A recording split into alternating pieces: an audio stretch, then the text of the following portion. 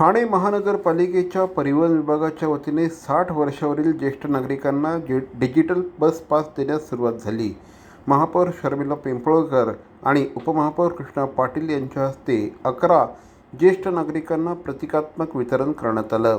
यावेळेस उपायुक्त मनीष जोशी, परिवहन व्यवस्थापक सुनील जाधव यांच्यासह अनेक मान्यवर उपस्थित होते। राज्याचे उपमुख्यमंत्री आणि तत्कालीन मुख्यमंत्री एकनाथ शिंदे यांनी सुरू केलेल्या या योजनेअंतर्गत हा उपक्रम राबवला जात असून 1000 ज्येष्ठ नागरिकांना या अंतर्गत पास दिले जाणार आहेत। महाराष्ट्र राज्याचे लाडके उपमुख्यमंत्री एकनाथजी शिंदे साहेब यांच्या संकल्पनेतून 2023 मध्ये परिवहन बसेससाठी ज्येष्ठ नागरिकांसाठी 60 वर्ष वयावरील ज्येष्ठांसाठी खरं तर ही योजना अंमलात आणली होती साहेबांनी।